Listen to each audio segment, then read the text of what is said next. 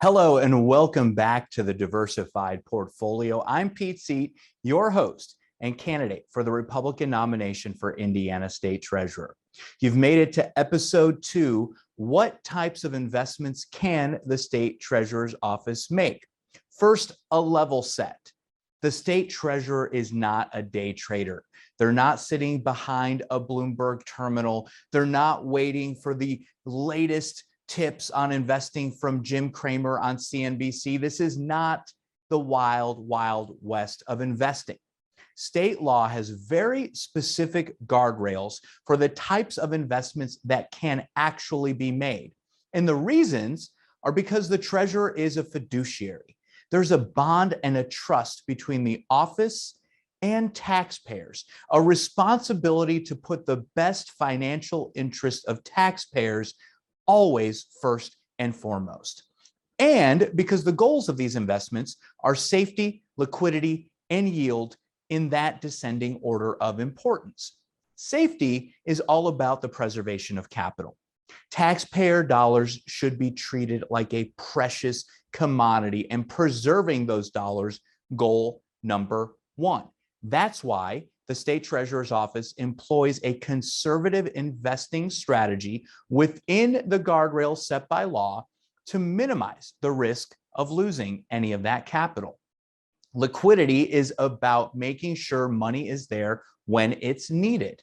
Now, we're not going to get too deep into the weeds in this video, but for example, state law stipulates that no more than 25% of the entire portfolio be invested in securities with a final maturity date between 2 and 5 years, with 5 being the absolute maximum.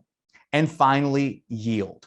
Investing income is the cherry on top. And there were 71 million cherries on top in the last fiscal year. But chasing yield should never, ever be our goal. The market is far too volatile at times for that. And quite frankly, it's too irresponsible when it comes to safeguarding taxpayer dollars. Now, we've mentioned those guardrails a couple of times, but what are they exactly?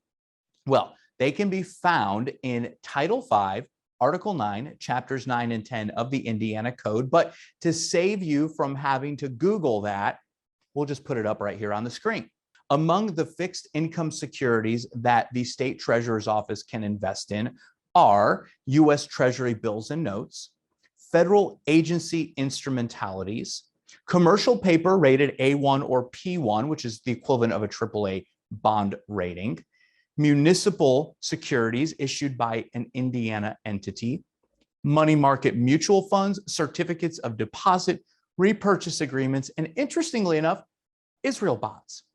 There are currently approximately 70 million Hoosier taxpayer dollars invested in Israel bonds. Now, there are a few more on this list, but you get the point. Neither the treasurer nor the staff nor any vendor contracted with the office is sitting on the phone with the broker all day screaming, buy, buy, sell, sell. That's not the job at all. Now, we've talked about what can be done, what is being done, but what about the next chapter of the State Treasurer's Office? Well, in Pete's plan, which you can find at peteseat.com/plan, we propose increasing the amount invested in Israel bonds, which have proven to provide safety, liquidity, and a healthy return. We will vigorously oppose any investing strategy mandates from the federal government that put political decisions ahead of what's in the best financial interest of Hoosiers. We're going to call on Congress to seriously consider steps to strengthening the US dollar to counteract China's desire to overtake us as the world's reserve currency. And we're going to protect data and information with regularly scheduled best practices training with staff and ensuring the highest level of security from all vendors that work with the office. After all, this is your money.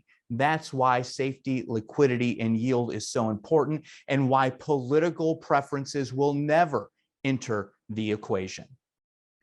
That's it for this time. Until next time, I'm Pete Seat, encouraging you to plan for the best and prepare for the worst by investing in your future today.